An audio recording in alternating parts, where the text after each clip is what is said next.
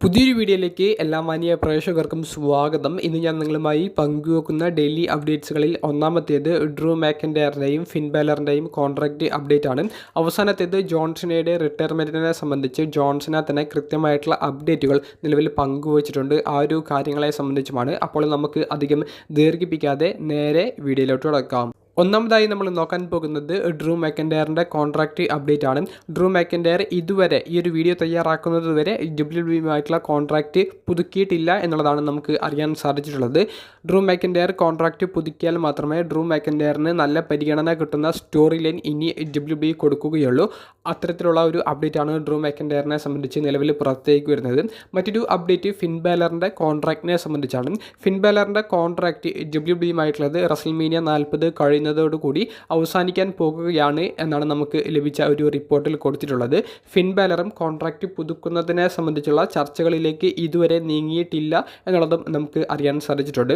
ഈ ഒരു വാർത്ത പുറത്തേക്ക് വന്നതിന് ശേഷം മറ്റൊരു ചെറിയൊരു അപ്ഡേറ്റ് പുറത്തേക്ക് വന്നു. അതായത് ഫിൻ ബാലറിൻ്റെ കോൺട്രാക്റ്റ് റസൽമേനിയ 40 കഴിയുന്നതോടുകൂടി അവസാനിക്കുമെങ്കിലും ഫിൻ ബാലർ കുറച്ച് അധികം കാലം കൂടി WWE ഓൺ സ്ക്രീനിൽ, അതായത് സ്റ്റോറി ലൈനിലും മത്സരങ്ങളിലെയും ഭാഗമായിട്ട് ഉണ്ടായിരിക്കുമെന്നും നമുക്ക് അറിയാൻ സാധിച്ചിട്ടുണ്ട്. അപ്പോൾ അതിനിടയിൽ ചിലപ്പോൾ കോൺട്രാക്റ്റ് പുതുക്കാനും സാധ്യത ഉണ്ടെന്നാണ് കേൾക്കുന്നത്.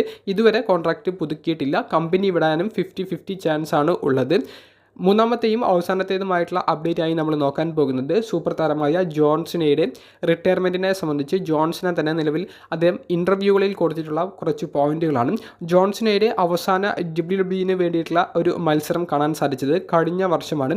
സോളോ സിക്കോവയോട് ദയനീയമായി പരാജയപ്പെട്ട് റിങ്ങിൽ നിന്ന് തല താഴ്ത്തി ഇറങ്ങി ബാക്ക് സ്റ്റേജിലേക്ക് പോയ ജോൺസന് റിട്ടയർമെൻറ്റിൻ്റെ സൂചനകൾ പിന്നീട് സോഷ്യൽ മീഡിയയിൽ ഉടനീളം നൽകുകയുണ്ടായി. പിന്നീട് ഇപ്പോൾ ഇൻ്റർവ്യൂകളിൽ ഇന്ന് ജോൺസണ കൊടുക്കുന്നത് ആ ഒരു അപ്ഡേറ്റുകൾ നമ്മൾ നോക്കുകയാണെങ്കിൽ ജോൺസണ നിലവിൽ 46 വയസ്സുള്ള ഒരു പ്രൊഫഷണൽ റെസ്ലറാണ്. ഈ വർഷം അദ്ദേഹത്തിന് 47 വയസ്സ് തികയുമെന്നും തൻ്റെ 50ാമത്തെ വയസ്സിന് മുൻപ് റിങ്ങിൽ നിന്ന് റിട്ടയർമെൻറ്റ് പ്രഖ്യാപിക്കണം എന്നുള്ളതുമാണ് സീന പറയുന്നത്. അതായത് 2027 എന്ന് പറയുന്ന വർഷത്തോടു കൂടി റിട്ടയർമെൻറ്റ് പ്രഖ്യാപിക്കണം എന്നുള്ളതും ജോൺസണ പറയുന്നുണ്ട്. അപ്പോൾ ഏകദേശം ഡേറ്റ് നമുക്കിപ്പോൾ കിട്ടിയിട്ടുണ്ട്. അപ്പോൾ റിട്ടയർമെൻറ്റ് പ്രഖ്യാപിക്കാൻ അദ്ദേഹം ഇഷ്ടപ്പെടുന്ന ഒരു വേദി, ഒരു ഇവൻറ്റ് അദ്ദേഹം ഏതാണെന്നുള്ളതും വെളിപ്പെടുത്തിയിട്ടുണ്ട്. ഇംഗ്ലണ്ടിൽ, അതായത് ലണ്ടനിൽ വെച്ച് നടക്കുന്ന ഒരു റസൽമേനിയ ഷോയിൽ O2 എന്ന് പറയുന്ന എറീനയിൽ വെച്ചിട്ടുള്ള ഒരു മത്സരത്തോടു കൂടി തൻ്റെ റിംഗ് കരിയറിന് അരങ്ങ് വീഴണം എന്നുള്ളതാണ് സീന പങ്കുവെക്കുന്നത്.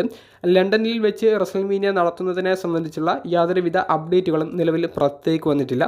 പക്ഷേ റസൽമേനിയ ലണ്ടനിൽ വെച്ച് നടത്താൻ സാധ്യത ഉണ്ടെന്നുള്ളതാണ് ജോൺസണയുടെ വാക്കിൽ നിന്ന് നമുക്ക് മനസ്സിലാക്കാൻ സാധിക്കുന്നത്. അപ്പോൾ അത്തരത്തിലുള്ള ഒരു അനൗൺസ്മെൻറ്റ് പുറത്തേക്ക് വന്നാൽ നിങ്ങൾ ഒരു കാര്യം മനസ്സിൽ വിചാരിക്കുക, അത് സീനയുടെ കരിയറിലെ അവസാന റെസ്ലിംഗ് മത്സരം ആയിരിക്കും എന്നുള്ളത്.